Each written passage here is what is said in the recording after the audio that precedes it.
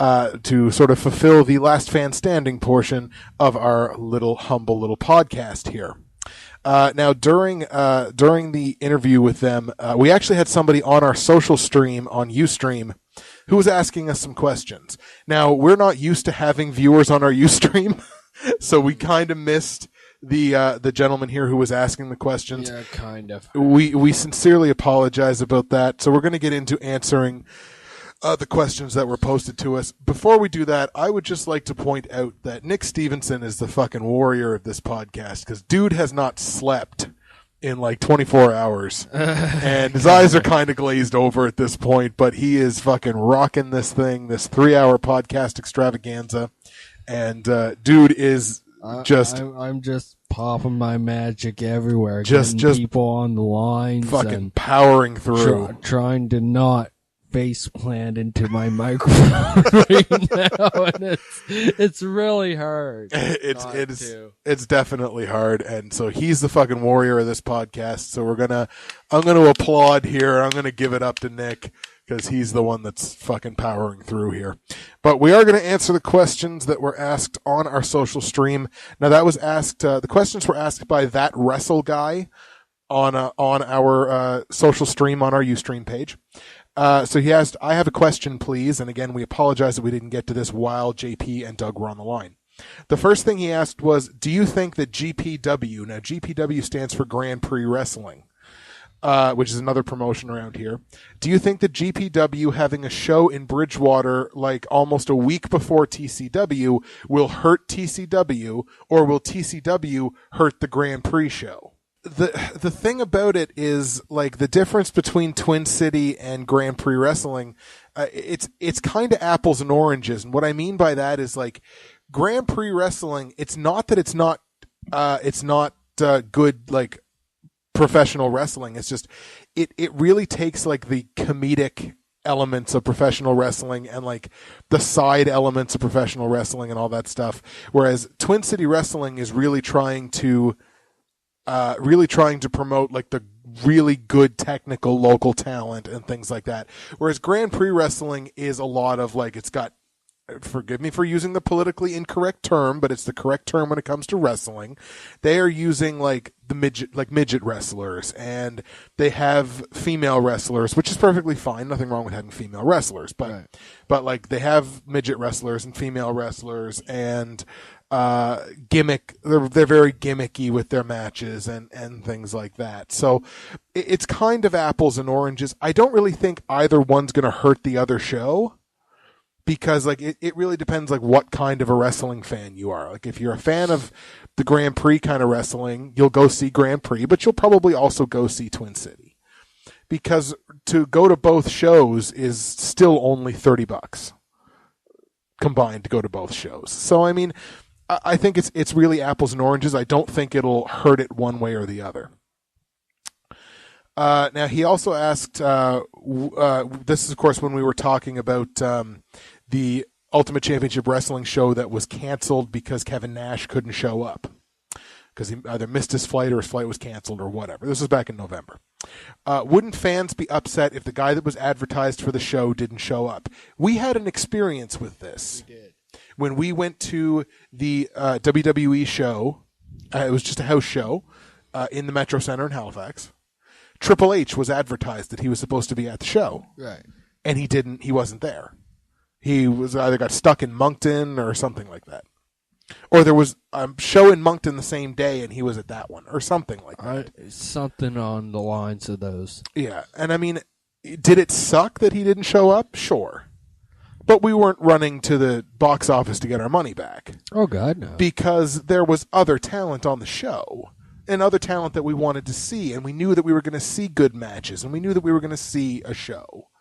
So, honestly, no. I mean, are they going to be a little butthurt? Maybe, but not. It's not going to be overly detrimental to the show if your main sort of advertised talent doesn't show up. Because, like, you always have that little blurb at the bottom of your whatever, card subject to change. Mm. So, I mean, I think wrestling fans know going in that the card that they think they're going to get is always subject to something going wrong. So sometimes it can. He also asked, and this is the last one that he asked, how will the Twin City Wrestling show line up against Grand Prix Wrestling? Grand Prix Wrestling is a more established promotion around here. More people know about Grand Prix Wrestling than they do about Twin City. Nick is fucking dying over here. We've got just talk. Man. Just talk. I will add my 2 cents in. Yeah. Right on. Yeah. Hi, my name is Nick. Exactly. How will TCW line up against GPW? You go to a Twin City Wrestling show if you want to see good technical wrestling, good, like almost Southern style professional wrestling. You go to Grand Prix Wrestling if you want to see sports entertainment. Yeah. Now, neither one of them is necessarily, in theory anyways, better than the other. I have my preference. My preference is for the product that Twin City puts forward. But at the same time, I think we're both going to the Grand Prix Wrestling show. I believe we are. Exactly, like as long as the schedules work out and everything like that. We plan to go to the Grand Prix show. We'll put it that way. So I think real wrestling fans will want to go to both, just to kind of get the contrast between the two of them. I personally think Twin Cities lineup is going to be better than Grand Prix's lineup. I mean, Grand Prix's main event is Rene Dupree, who is a former WWE competitor, against somebody I've never heard of. Yeah. Whereas, like, I know JP Sims on the card. I know Girl Papa Slash is going to be on the Twin City card. I know Dazzling Dick Durning. I know Julius Fantana. I know Superstar Aaron Matthews. Like, I know who's going to be on the Twin City show.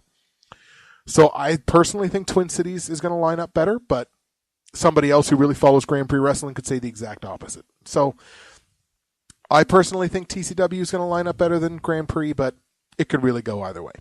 We want to thank that wrestling guy on our Ustream social stream very, very much for asking those questions. Again, we apologize that we didn't get to them while Doug and JP were on the line, but at least hopefully that's good enough. You got a little bit of an answer from us, at least.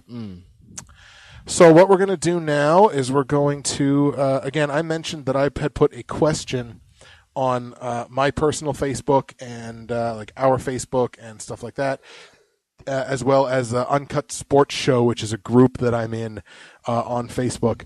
The question that I asked, verbatim, word for word, is what is the one biggest change you would like to see WWE make to its current product to make it better or more appealing to you personally?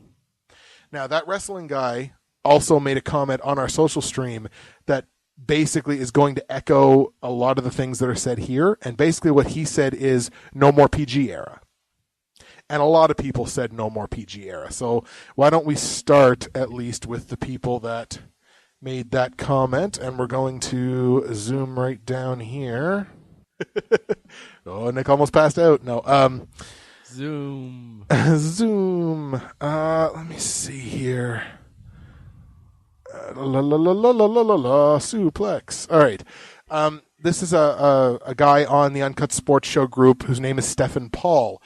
And Stephen Paul. And the comment that he said was, make it like back in the day when Brock Lesnar suplexed Big Show and broke the ring. When Stone Cold made DX look silly with all those traps. When Stone Cold locked Triple H in the bathroom and there was a rattlesnake. Those were the good days, a.k.a. WWF days. And Bobby Miller on the Uncut Sports Show group, as well as Justin Carver on my Facebook, basically echoed the same idea, which was Bobby Miller basically just said, you know, bring back the PG era. Justin Carver said the PG, or bring back the Attitude era sort of thing. Justin Carver said the PG era can go to hell, so he was a little more militant about the whole thing. But another comment that Bobby Miller kind of mentioned, which is sort of along the same lines, bring back a legitimate tag team division, which I think is a great recommendation. I think we've been calling for that for a while. Yeah. Is like a legit good tag team division, because your roster is big enough to do it. And if you don't think it is, bring in more talent that will be strictly tag team specialist. Exactly. Kinds of guys. Exactly. Kadeem Starr on Uncut Sports Show said the same thing about the legit tag team division. Bobby Miller also said unify the WWE and world titles, and I think that is a fantastic idea. I really think there should be one undisputed champion who is on both shows, because the champions can basically be on whatever show they want now anyways. Yeah, I mean, how long has it been since they unified that shit? I mean, it Well, was Chris Jericho back in 2002, I think it was, when they 2002, something like that. And then the last undisputed champion was Brock Lesnar in like 2004 or 2005 or something along those lines. So it's like it's been 7-8 years since we've had an undisputed champion. I think it's probably time that you can bring that shit back. Yeah. He said, also, I'd like to see more of Stephanie McMahon. I think if the WWE used stories about how much of a no-nonsense bitch she is and got rid of Vicky, you could have better storylines. I want to see Shane O'Mac. Yeah, and you know, that's a good comment, because like I think Shane is fantastic. So I think you could bring, if Shane wanted to be back in the wrestling industry, you could bring Shane back and you could do really good things with him. So I absolutely want to see that as well. So those were good comments from Stefan and Bobby and Justin. And let's take a look. Commented? We're gonna, You said your name. no, I said, oh yeah, Justin Carver. Oh, Rather, not me, Justin. Close though. Jacob Smith on the Uncut Sports Show basically said more interesting storylines to get people interested in mid-carders, like guys that. more interesting storyline. Mae Young is pregnant. Yeah, again. Mae Young is pregnant with another hand. But absolutely more interesting storylines. And Eric Reese kind of expanded on this too. He said, when they sign new guys, don't give them a terrible gimmick to bury them when the wrestling fans know how good the talent is. And there's been a couple of real good examples of that, even one very, very recently. You talk about when Colt Cabana got signed from Ring of Honor. He debuted as Scotty Goldman, and nobody gave a fuck. Because he's not Scotty Goldman, he's fucking Colt Cabana. Yeah. Or Nick Dinsmore, when they brought Nick Dinsmore up from their developmental and they gave him the Eugene character. Like, that buried him for his whole career, because the Eugene character will follow him everywhere. Yeah. At least, like, when Colt Cabana went back to Ring of Honor, he was Colt Cabana. But, like, anywhere Nick Dinsmore goes now, it's like, you were Eugene. You were that guy that was retarded on WWE TV. And it's just like, you can't get rid of that. So, I mean, basically has buried Nick Dinsmore for his whole career. Or the guy that they just signed recently, El Generico, who is one of, like, the big wigs in indie wrestling. He's one of the guys that's really, really good. He comes out and he has his, like, ole, and he wears a mask and everything like that. And they brought him in, and now they took the mask off of him and they gave him this name, Sami Zayn. And it's just like, why? Why would you not keep him as El Generico? People know him as El Generico. Yeah, it's true. So, like, and you could do good storylines with the El Generico character. So, Eric kind of elaborated a little bit on that, but Eric was also invested in more interesting storylines. We left out Fandango. Yeah. What was his name? What did he start as? Oh shit. I'm drawing a blank. Yeah. I can't remember what his name was either. But like, yeah, and then he comes in as Fandango. I mean, that's something that at least now people know his name, I guess. Not necessarily for the best reasons, but at least they know his name, I suppose. Eric Reese also mentioned switching some guys from heel to face or face to heel would be refreshing. So taking some guys out of the character, or out of the alignment, I suppose, that they have now, and instead turning them around and making them either a face or a heel. In this version of WWE, a heel turn or a face turn doesn't mean shit, really. You're right. Because I mean, it's just like it's a neutral, where they can either be happy or mad. Yes. Yes. Yeah, absolutely. There's way too many in WWE. There's way too many tweeners. Basically, like there's too many guys that's in between face and heel, and the fans don't even know which way to go with the guy, and that's partly WWE's fault, partly the fans' fault.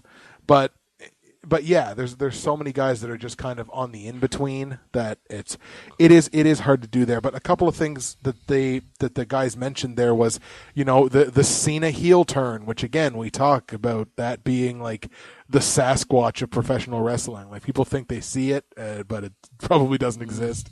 Yeah. Or like Randy Orton turning heel, and that might not be terrible. It would be a little refreshing for him, but. Yeah, so that's kind of the idea there. So those guys at the very least think that maybe they could do with a couple people being different alignments. Juan Almeida Pelon, and I hope I'm pronouncing that right, on the Uncut Sports Show said something that was echoed by David Olthoff and Dave Pellerin, who I hope we have on this podcast at some time in the future. Basically said if to improve their show, they want WWE to not be so predictable and scripted. That like 9 times out of 10, you know who's going to win a match. Right. And now, Jacob Smith on Uncut Sports Show had an interesting reply to that. He's like, if you stopped going to the dirt sheets, it wouldn't be so predictable. Which I guess, but like at the same time, the dirt sheets aren't always right. So, but I can understand what's being said there. David Olthoff thought that was kind of said the same thing, to not be quite so predictable, and also included stop using only certain people on pay-per-views. And this is one thing that I think you'll enjoy. He specifically calls out Brock Lesnar on this. He's just like, why does Brock Lesnar flatly will not wrestle on Raw? Like, he'll only be on a pay-per-view. Well, yeah, that's true. And that's something that he doesn't agree with, and it's something that I agree with him about. I would actually like to see Brock Lesnar wrestle a match on Raw. Fuck, Triple H just had his first match on Raw in 3 years, but at least he had one. Mm-hmm. You know what I mean? It wasn't a very good one, but it was there. So at least he was visible on the show. I mean, anytime Brock is on Raw, he just comes down and beats the shit out of somebody and walks away, but it's not an actual match. So, I would certainly like to see him have a match on Raw as opposed to only being on the pay-per-views. And Dave Pellerin really sort of summed the whole thing up. The only thing the product needs right now is the return of unpredictability. Almost all the matches on Raw today are just a means to an end. So basically it's just meaning like the matches are inconsequential. They don't really matter. Right. And it's like, why can't Zack Ryder pull one over on Antonio Cesaro or whoever Randy Orton fought beating him? Not every time, but when a big name comes out, there's almost no question anymore, and it makes the product very boring. So it's like Randy Orton comes out for a match on Raw or SmackDown, and you know he's going to win, sort of thing. So they just want sort of that return to unpredictability. Anybody can beat it. Shelton Benjamin beating Triple H. Right. Nobody thought that was going to happen. Nobody saw that. And not only did Shelton Benjamin beat him, he then beat him twice more. And it's like, okay, well, he's not going to beat him twice. Holy shit. Well, there's no way he's beaten him 3 times. Oh my God, he beat him 3 times. Like, have that return to sort of an unpredictable thing. And I think that would help for sure. Let's see. What else did people have to say? Gabe had a comment here that I actually thought was kind of interesting.